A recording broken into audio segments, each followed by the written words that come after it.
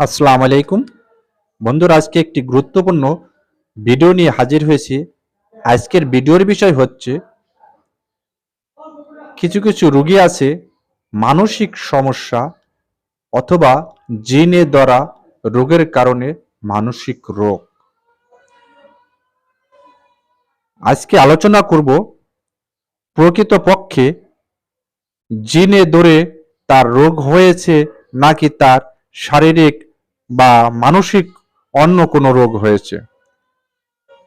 জিনে ধরেছে কিনা সেটা পরীক্ষা করার জন্য আজকে একটি পদ্ধতি নিয়ে আলোচনা করব। এই পদ্ধতিটি আপনি যে কোনো কেউ পরীক্ষা করতে পারবেন।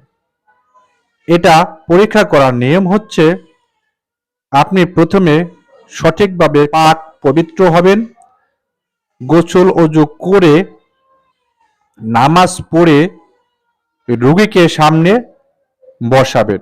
বসানোর পরে আপনি কয়েকটি সূরা পাঠ করবেন।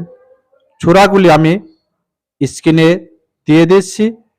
প্রথমে আপনি পাঠ করবেন সূরা ফাতিহা। এই সূরাটি আপনি পাঠ করবেন বিসমিল্লাহির রহমানির রহিম সহ 7 বার পাঠ করবেন। 7 বার পাঠ করার পরে রোগীকে লম্বা করে একটা ফু দিবেন।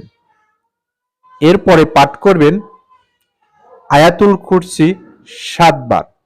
এটা 7 বার পাঠ করার পরে রোগীর গায়ে লম্বা করে ফু দিবেন। এরপরে পাঠ করবেন সূরায়ে কাফিরুন। এটা 7 বার পাঠ করার পরে রোগীর গায়ে একটা ফু দিবেন।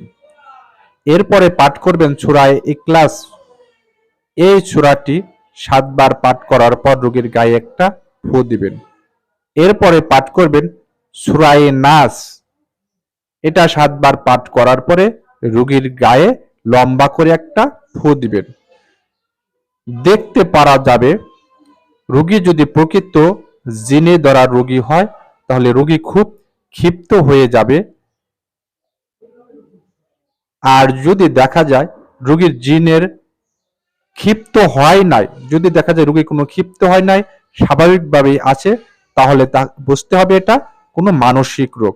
তখন তাকে মানসিক রোগের চিকিৎসা দিতে হবে। বন্ধুরা, যে বিষয় আলোচনা করলাম এই বিষয়ে যদি কোনো কিছু জানতে বা জানাতে চান অবশ্যই কমেন্টে জানাবেন, অথবা প্রয়োজনে দেওয়া নাম্বারে কল করে কথা বলতে পারেন।